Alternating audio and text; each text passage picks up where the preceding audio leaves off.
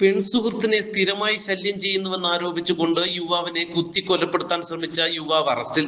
കരവാളൂർ വെഞ്ചേമ്പ് വിഷ്ണു ഭവനിൽ 27 വയസ്സുള്ള വിഘ്നേഷാണ് പിടിയിലായത്. പ്രതിയുടെ കുത്തേറ്റ ആർച്ചൽ ചന്തമുക്ക് വിനോദ് വിലാസത്തിൽ വിനിൽ ഗുരുതര പരിക്കുകളോടെ ആശുപത്രിയിൽ ചികിത്സയിലാണ്. ഇക്കഴിഞ്ഞ 25-നായിരുന്നു സംഭവം. വിഘ്നേഷിന്റെ പെൺസുഹൃത്തിനെ കുത്തേറ്റ വിനിൽ സ്ഥിരമായി ശല്യം ചെയ്യാറുണ്ടായിരുന്നു.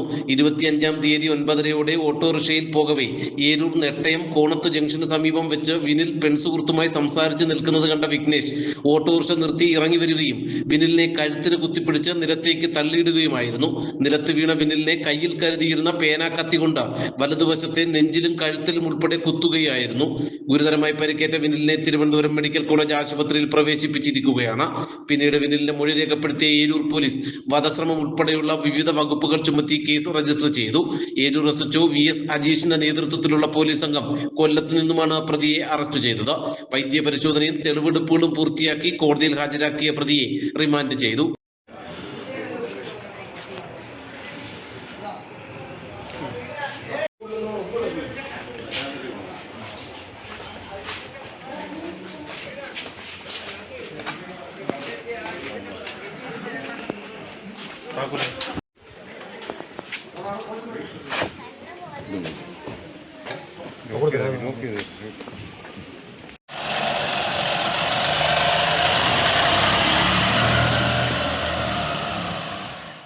നാട്ടുവാർത്ത, ഏരൂർ.